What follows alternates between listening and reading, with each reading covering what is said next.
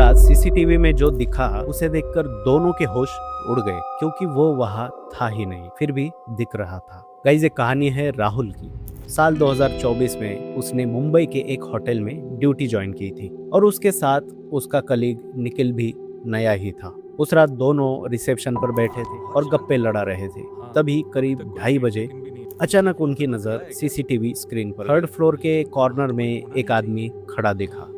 सफेद कपड़े, बिल्कुल सीधा और धीरे धीरे हाथ से इशारा कर रहा था, जैसे वो किसी को ऊपर बुला रहा हो। राहुल ने निखिल से कहा, शायद कोई गेस्ट होगा। निखिल ने नाइट ड्यूटी वाले सुभाष को आवाज दी, लेकिन वो कहीं नहीं दिखी। इसलिए निखिल खुद ऊपर गया, लेकिन वहाँ पूरा फ्लोर खाली था। वो नीचे आया और जैसे ही स्क्रीन की तरफ देखा, वो आदमी अब भी वही खड़ा था। अब राहुल खुद ऊपर गया। उसने पूरा फ्लोर चेक किया, लॉबी, कॉरिडोर, सीढ़ियाँ, लेकिन वहाँ कोई नहीं था। नीचे आकर जब दोनों ने रिकॉर्डिंग देखी तो उनके होश उड़ गए। कैमरे में वो आदमी साफ दिख रहा था, लेकिन असल में वहाँ कोई था ही नहीं। निखिल कुछ देर चुप रहा और बोला, शायद ये हमारा वहम होगा या कोई प्रैंक कर रहा होगा। राहुल ने भी बात टाल दी, लेकिन असली डर अगली रात शुरू हुआ। रात के करीब 3 बजे राहुल रेस्ट रूम में सो रहा था। तभी अचानक किसी ने उसके पैर पर जोर से मारा। वो झटके से उठा, लेकिन कमरे में कोई नहीं दिखा। कुछ मिनट बाद अचानक उसे ऐसा महसूस हुआ जैसे कोई उसके सीने पर बैठ गया हो। उसकी सांस रुकने लगी, वो हिल नहीं पा रहा था।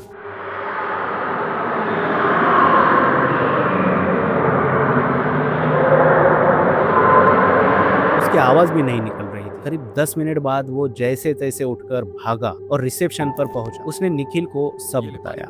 अब दोनों पूरी तरह डर चुके थे। सुबह करीब 5 बजे सुभाष वापस आया। दोनों ने उसे गुस्से में पूछा, तुम गए कहाँ थे रात भर? फिर उन्होंने उसे सारी बात बताई। सुभाष कुछ सेकंड चुप रहा और फिर धीरे से बोला, कुछ साल पहले इस होटल में एक आदमी आया था। उस आदमी को जो रूम अलॉट हुई थी, उसी में उसने आत्महत्या कर ली थी। तब से यहाँ ऐसी घटनाएं होती रहती है, इसीलिए मैं रात को अंदर नहीं रुकता, बाहर सो जाता हूँ। उस दिन के बाद राहुल ने वो नौकरी छोड़ दी, लेकिन आज भी उसके मन में एक सवाल आता है, उस रात सीसीटीवी में जो दिख रहा था, क्या वो सच में कोई आत्मा थी? गाइस, आपका क्या ओपिनियन है इसके बारे में? क्या राहुल सच में किसी आत्मा के संपर्क में आया था या ये सिर्फ उसका भ्रम था? कमेंट करके ज़रूर बताइए।